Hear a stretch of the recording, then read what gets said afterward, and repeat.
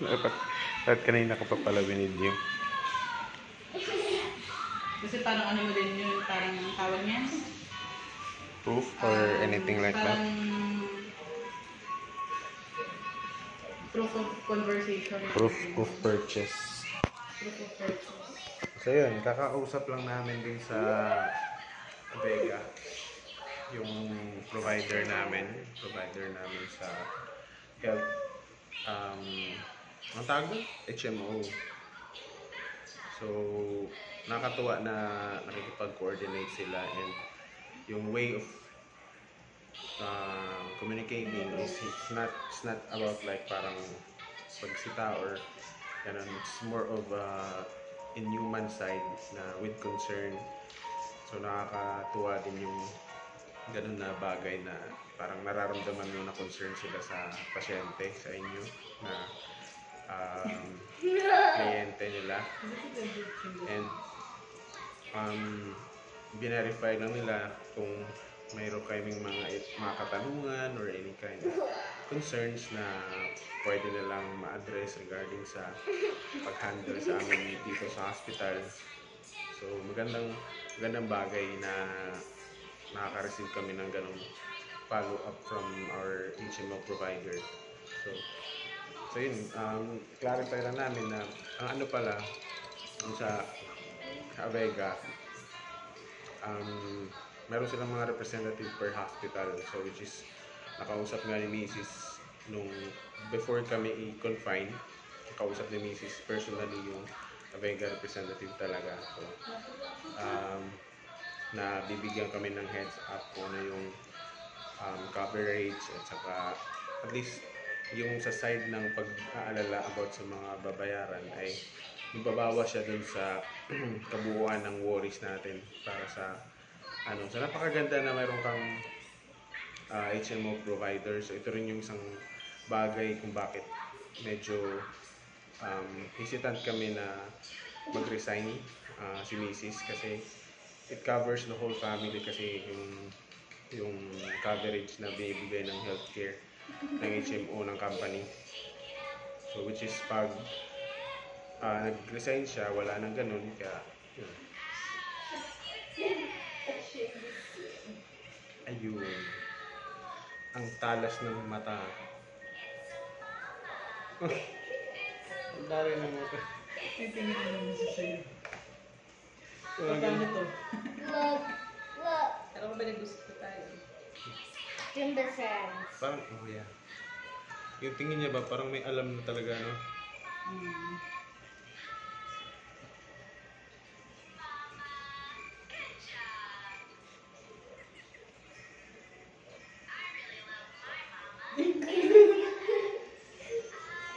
My goodness. Don't do that.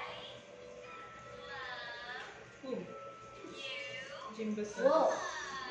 So funny. Ooh. Ah. Ooh. Look. Can you say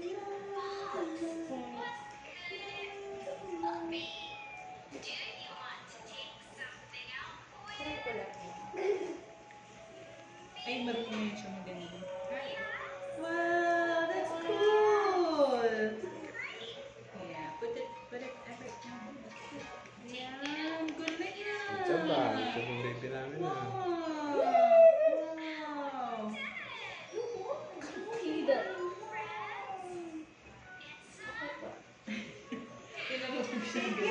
Ito. Ma'am, yung about sa... Okay.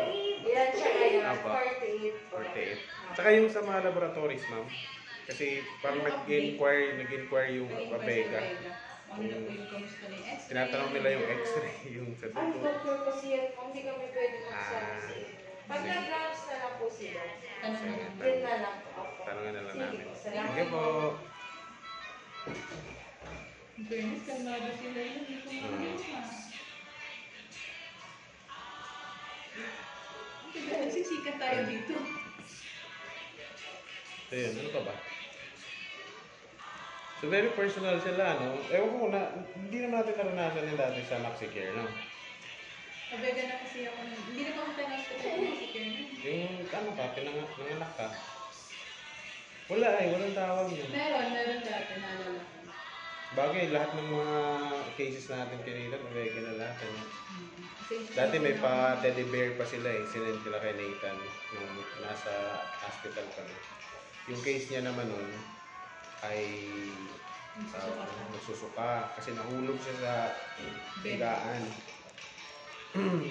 So yun, yung ano pala, yung coverage pala na dapat tingnan dun sa HMO provider ay yung per illness, tsaka yung ano ba yun? Kasi nakakatuwa pala kasi yung coverage niya is 300k per illness. So ibig sabihin, it's in 1 year, honey, di ba? It's in 1 year. So nagre-reset siya next year. So ibig sabihin, in 1 year, pag nagkasakit ka ng... So until ano yung limit niya? Ano ba, masakitin ka talaga, may sakit ka sa puso, may sakit ka sa baga, may niya ka, ano? Basta other bang diagnosis, 300k per... Walang limit. Walang limit. Sabi no? Sabi, pag natisod ka na, nabalik yung paa mo. Okay na naman, pa-opera ka na naman. Eh nahulog ka sa puno, na untog ulo mo. Pusa ka na nun, pag di ka pa na... Grabe, no? So yun nga, yung parang ang kinaklarify nila, yung tumawag sila is that yung running bill kasi malaki na, almost half, more than half, almost half nung limit niya. So akala ko yung limit na yun is yun yung whole coverage niya for the whole year na hospitalization. Hindi pala, per illness pala yun. So ibig sabihin, so since pneumonia yung diagnosis ng pagka-hospital niya ngayon, kailangan hindi na siya magka-pneumonia within this year. So, kasi hindi na siya covered. Hindi ba covered na kung ano yung matira? Ano yung ikaw, may natira 100k. Oo. Yung the rest na yun, yung matira yun yung makakover. So, kailangan, paano yun sa isang hospitalization? Paano yun sa isang hospitalization, eh, maraming diagnosis sa'yo? Depende. Huwag naman sana Yun nga yung clarify niya kanina, no, na yung about sa blood. Kasi hindi siya under sa group. Ano din yun? Kumbaga, ibang 300 naman yun yung uubusin. Pag nag-fall sa congenital. Ano yung congenital? Congenital yung parang yung pinanganak ka. Nandun na. Oo, yung pinanganak ka is tapos... So, paano nila ma-identify yan? Tignan lang yung health record ng tao. Hanapin nila yung history siguro. Wala naman siyang anemia nung findings dati. Oo. Hindi siya. Newborn screening. Nakakatawa na yung malaman mo yung gano'n na mga bagay-bagay. So, pagpalagay natin, ilagay natin siya sa perspective na ikaw yung magbabayad ng sarili mong HMO na wala kang company na pinapasunod. Sa ganun kalaki na coverage, I think mababa yung 10,000 na monthly doon. Parang nasa 60k siya sa whole year. Full year. Nag-inquire ako sa ganun. Tapos divide siya into 12. So, wala. 1,000. Wala pang 100. Wala pang 10,000 ng monthly. Pero yun nga, sino ba naman ang gusto masasakit? Sa insurance na gano'n. Kasi yung 300k, bawal duration na yun. Hindi ko lang sure Pero hindi na din natin alam. Ang problema lang naman kasi sa insurance, hindi nila dinadivulge na basta-basta yung gano'n. Sinasabi na nila na may ano pa 300k, may 500k, hindi ka makakapagtanong kasi alam mo bakit? Tatanong ka sa mga, ang tawag nila doon? Yung mga ahente ba ng insurance? May tawag sila doon eh. May tawag nila? Financial advisor. Pag nagtanong ka naman sa kanila kasi, hindi ka nila sasabihan agad na dito sa chat lang or personally. Dapat magsiset ka talaga ng appointment sa kanila, which is doon ka na makukulong. So alam naman natin na... Unless kaibigan mo siguro yung... Oo, importante. Like, halimbawa kaibigan pero still, may kaibigan ka na hindi niya talaga... sabi niya gusto mo mag-set ka naman ng appointment. Ang problema kasi pag nag-set ka ng appointment with with financial advisor, malulunod ka talaga sa information to the extent na kukuha ka talaga. Parang Kasi, feeling mo bukas hindi na pwede. oo, kasi alam mo sila, they are more than mga networker na tao. Kaya nilang babaguhin yung pag-iisip mo. Which is true din naman. Napakahalaga rin talaga ng insurance. Ang problema lang kasi is that yung scope ng ano mo. So ngayon, ang alam ko, pag nagsiset sila ng appointment, aalamin nila yung magkano yung kinikita mo. And from there, tutulungan ka nilang i-budget yung ano mo. I-eliminate nila yung ibang mong pinagkagagastusan. Kaya ka nakaka-join kasi i-eliminate nila yung ibang mong pinagkagagastusan eh. So yun nga lang, willing kang i-eliminate yung mga, nakita ko na yan eh, ng mga ganyan na i-eliminate nila yung iba mong pinagkakagastusan na hindi naman life and death ang ano. Kaya halimbawa, mayroon kang sinusuportahan na kapatid or ano na hindi naman life and death. Kumbaga, ano lang, ano mo yun, tagalinis sila ng bahay nyo. Sabihin ka lang, ano, mabubuhay ka ba na wala naglilis sa bahay mo? Tanggalin natin to. Yung mga ganun. Kaya galing lang din yung mga ganun eh. Kaya mapapakuha ka talaga pag once na nakipag-set ka ng appointment sa kanila. Tapos yung way pa nila ng pag-approach, sobrang ano sila, accommodating. Accommodate ka talaga nila and alam mo yun, ipaparamdam talaga sa'yo na importante ka and nakita natin nung inano tayo dun about sa travel and tours na package, no? Parang kahit wala mo pera, paparoon ka. Wala kaming pera, pero nung way na kinausap kami, parang, sige, kukuha na tayo kahit pero yung 14K ang monthly ng package nila.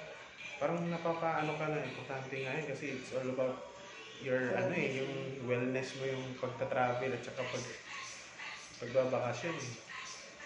Na wala naman siya sa agenda mo. So yan lang din yun. Kaya mahirap din makuha yung information na ganun from the insurance company. Pero kung mayroon man sigurong ganun na ganun same coverage ng ganun sa HMO, kasi nagta-tie up din yun sila sa HMO, di ba? So kung mayroon man sigurong ganun, napakalaki siguro ng monthly mo, na siguro 15 siguro ng monthly mo, 15K to 20K, no? Kasama na life. Imagine those people na may mga ibang maraming ang tawag nila dun? Ano tawag nila dun sa policy? So, pero with this time na daming sakit, hindi mo naiisipin yung magkano yung gagastusin mo. So anyway, yun yung experience namin dito sa pagkaka-hospital ni Baby. Parang naging staycation na lang natin. Parang niya kay doctor sa hospital. Kasi In fairness din naman, maganda yung facilities nila. And, yun. Yun nga lang talaga napatagal kami. Ito yung first time na tumagal kami ng ganito. Kasi kay Nathan dati sa pangalan namin. Matagal na yung 3 days, 4 days. Nakaka-uwi na kami. Ngayon, nakaka 6 days na kami. So far, ito yung pinakamatagal. And komportable din naman ito rin yung pinaka-komportable na room na napag-stayhan namin. Hindi gaya ng iba, hirap talaga kami sa tulog. Hirap sa pagkain, kasi malayo ang bilihan. Yung mga ganun ba na scenario. Tapos, ang pagkain din, hindi ganun kasarap. Ito dito, in fairness naman. Tsaka may wifi, free wifi. May free wifi sila. Lakas naman yung wifi. Nga lang talaga, mahal talaga yung Higpit nga rin ano natin yan kung mayroon na kami initial bill. Titingnan natin yung mga charges. Makita natin din kung magkano talaga.